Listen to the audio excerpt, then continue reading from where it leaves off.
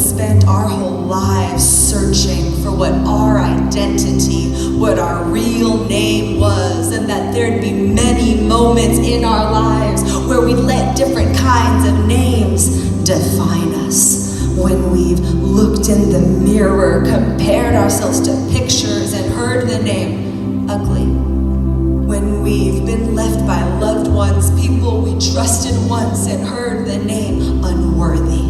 When we've been drowning in discouragement, living in a seemingly never-ending crisis, and heard the name forgotten. When we've had our hopes up and our hearts open, only to be brought down by closed doors, and we've heard rejected. When we've looked for infinite, affirming love through lesser physical, fleshly versions.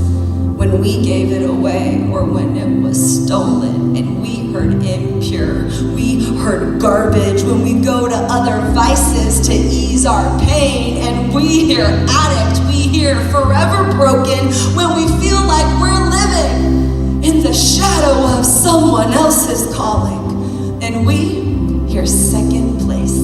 When our pain cripples us to a point where we don't even know how to let others in, and we hear lonely. When our past seems too gross for others to forgive, and we hear disgusting. It's overwhelming. These voices we're constantly hearing, it's suffocating.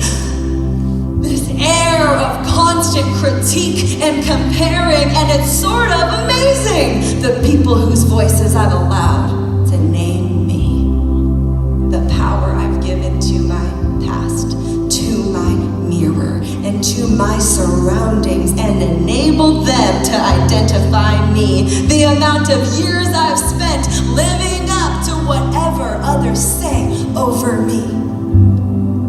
But God, something else about me.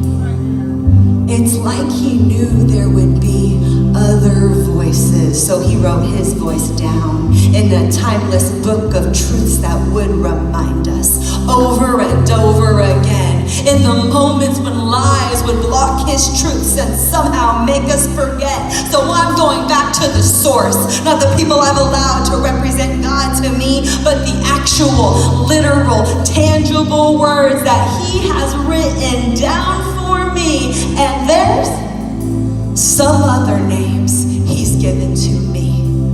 John 15:15, he calls me friend.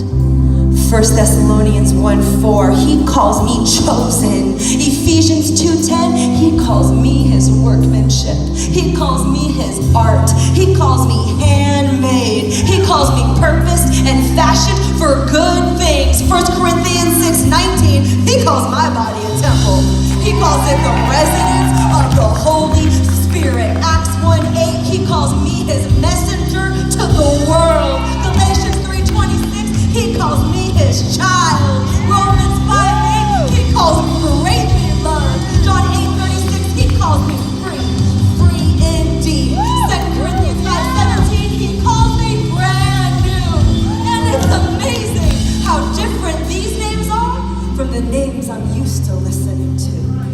And in my journey to discover who I really am, in my battle to uncover the truths of myself, I've learned something new about my name, and now this is what I am certain of.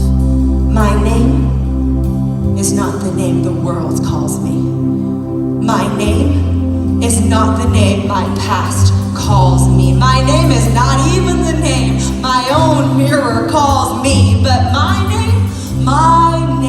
is the name I answer to. And I can choose today, from this moment forward, to answer to a new name. When I hear lonely, that's not me. When I hear disgusting, that's not